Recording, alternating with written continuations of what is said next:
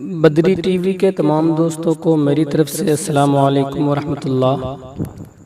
دوستو، جب کسی شخص کو بیمار یا مصیبت میں مبتلا دیکھیں تو اس وقت کون سی دعا پڑھنی چاہیے، اس دعا کا ترجمہ کیا ہے اور اس دعا کے فوائد کیا ہیں، اس کو آج ہم اس ویڈیو میں جانیں گے، یاد کریں گے۔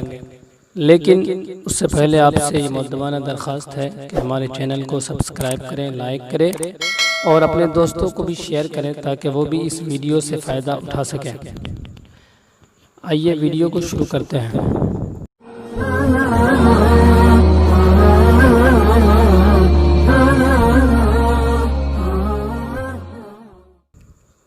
جب کسی شخص کو بیمار یا مصیبت زدہ دیکھے تو یہ دعا پڑھے: الحمدللہ الذی عافانی مما ابتلاک بہ وفضلنی علی کثیر ممن خلق تفضیلا۔ الحمدللہ الذی عافانی مما ابتلاک بہ وفضلنی علی کثیر ممن خلق تفضیلا۔ الحمدللہ الذی عافانی مما ابتلاک بہ وفضلنی علی کثیر ممن خلق تفضیلا۔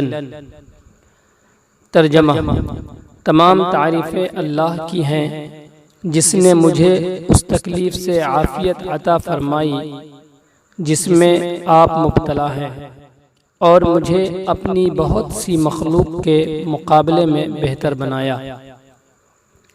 ترمذی شریف میں اس دعا کی فضیلت یہ بیان کی گئی ہے کہ جب کوئی بیمار شخص نظر آئے یا ایسا شخص نظر آئے جو کسی مصیبت میں گرفتار ہو تو یہ کلمات کہے، لیکن یہ کلمات اتنے آہستہ کہنے چاہیے کہ وہ شخص نہ سنے۔